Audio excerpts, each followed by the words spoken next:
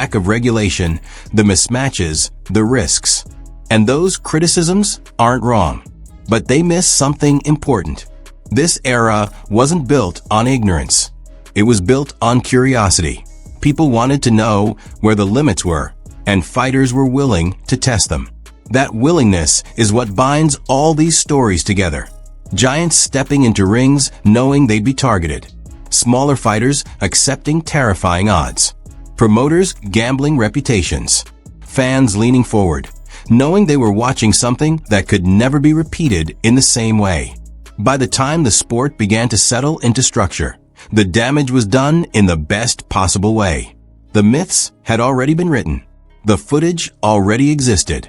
And no amount of modern polish could erase the memory of what it felt like to watch those fights live, heart racing, unsure whether you were witnessing greatness or disaster.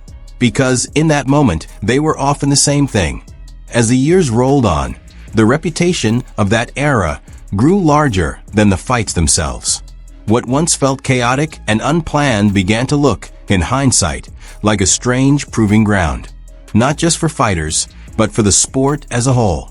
This was where boundaries were tested in public, where the uncomfortable questions were asked in the most violent way possible. How big is too big? How much punishment is too much? And how long can raw willpower hold back physics? The Giants became symbols of those questions. They were no longer just athletes, they were living experiments. Every time one of them stepped into the ring, the crowd wasn't just watching a fight. They were watching a theory being tested. Would size overwhelm skill? Would reach neutralize speed? Would intimidation crack resolve before the first punch even landed? Sometimes the answers were clear. Other times, they contradicted everything that came before. What made it even more compelling was how quickly narratives flipped. A giant could look unstoppable one night and fragile the next. A single loss could strip away the aura that took years to build.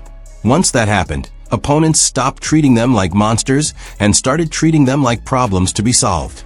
And once a problem can be solved, it loses its power. You could see that shift in the way fighters approach these matchups. Early on, smaller opponents often circled, cautious and respectful. Later, they charged in with purpose. They attacked legs, closed distance, and refused to let the giant dictate pace.